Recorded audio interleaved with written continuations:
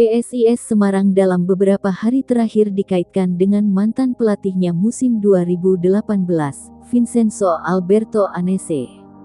Sejumlah fans PSIS di media sosial juga menginginkan pelatih berpaspor Italia itu kembali. Meski demikian, pihak manajemen Mahesa Jenar belum melayangkan penawaran kepada Vincenzo Anese.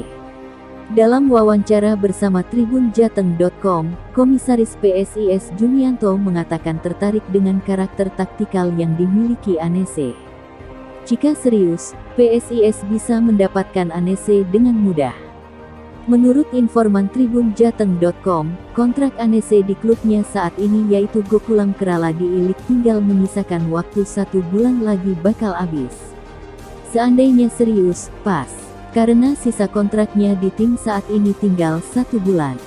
Dia juga masih ingin kembali jadi pelatih PSIS, jelas salah satu teman Vincenzo Anese di Indonesia saat dihubungi, Minggu, tanggal 24 April tahun 2022.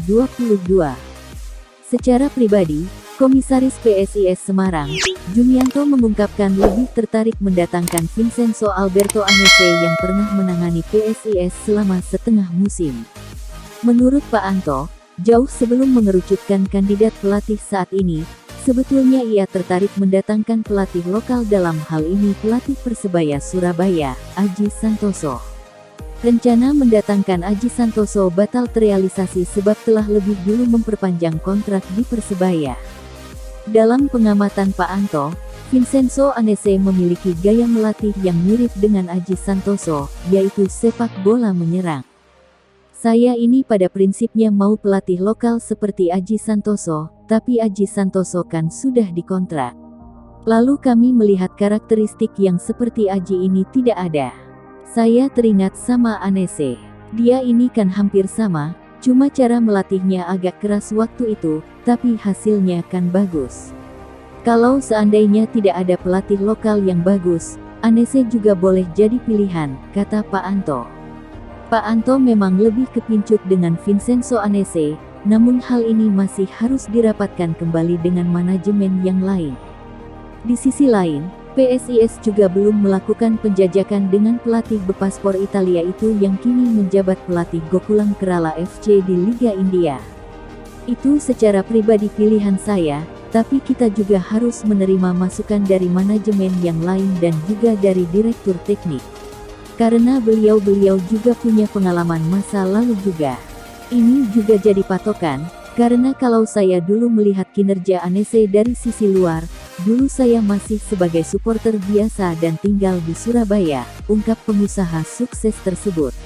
Dalam pandangan Pak Anto, sukses tidaknya Vincenzo Anese sebagai pelatih juga harus diimbangi kesiapan para pemain PSIS melahap setiap menu latihan dari Anese. Sekadar mengingatkan, Anese semasa melatih PSIS menerapkan latihan keras dan juga mengatur pola makan secara ketat para pemain. Tapi kalau dilihat cara kepelatihannya mirip dengan Aji Santoso. Bahkan lebih bagus Anese. Tipikal melatihnya menyerang, hanya anak-anak itu siap tidak dilatih sama Anese. Tapi kalau pemain profesional harus siap, apalagi kita pengen juara bahkan masuk 3 besar, kata Pak Anto. PSSI baru saja merilis daftar pemain yang bakal memperkuat timnas U23 Indonesia untuk SEA Games 2021. Dalam kesempatan tersebut, PSSI mengumumkan timnas U23 Indonesia diperkuat 20 pemain. Salah satunya yakni Alfeandra Dewangga.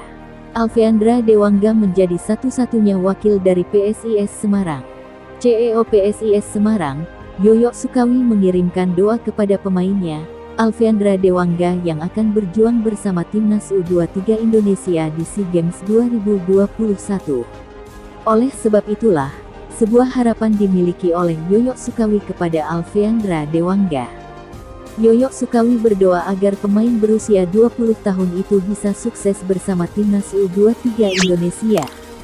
Untuk Dewangga sukses selalu ya, kata Yoyo Sukawi, dilansir bolasport.com dari laman resmi klub.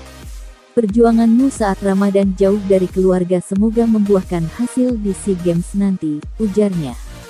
Sukses yang dimaksud Yoyo Sukawi ini tak lain dan tak bukan yakni berhasil membantu timnas U23 Indonesia meraih emas. Sama seperti harapan seluruh pecinta sepak bola Indonesia, kami atas manajemen PSIS juga menginginkan cabur sepak bola kembali meraih emas, ucap Yoyo Sukawi. Semoga berhasil ya Dewa dan seluruh pemain timnas lainnya, tuturnya. Sementara itu, timnas U23 Indonesia akan memulai perjuangannya di SEA Games 2021 pada tanggal 6 Mei mendatang. PSIS Semarang mengamankan tanda tangan Aldila Rai Redondo untuk menatap Liga 1 musim depan. Dia akan memperbanyak opsi di sektor penjaga gawang Laskar Mahesa Jenar. Manajemen PSIS memutuskan untuk memperpanjang kontrak Redondo karena tenaganya masih dibutuhkan oleh tim. Dia juga tampil menjanjikan ketika diberi kesempatan. PSIS dan Redondo kembali bekerja sama di Liga 1 musim depan, kata General Manager PSIS, Wahyu Liluk Winarto dalam rilis yang diterima bola.net, Sabtu tanggal 30 April tahun 2022. Kemampuan Redondo kami pikir cukup bagus ya dan cukup kompetitif untuk mengisi posisi kiper musim depan, sambungnya. Redondo didatangkan PSIS Semarang pada putaran kedua BRI Liga 1 2021/2022. Selama setengah musim, dia baru mendapatkan kesempatan bermain sebanyak 1 kali. Redondo juga dinilai terus menunjukkan peningkatan performa selama berseragam PSIS. Karena itu, manajemen semakin mantap untuk kembali menyodorkan kontrak. Kemarin saat diberi kesempatan lawan Persela, dia bisa menunjukkan kemampuannya, Liluk menambahkan. Dari laporan pelatih kiper, Redondo juga terus berprogres sehingga PSIS tidak ragu menyodorkan kontrak perpanjangan, tegasnya.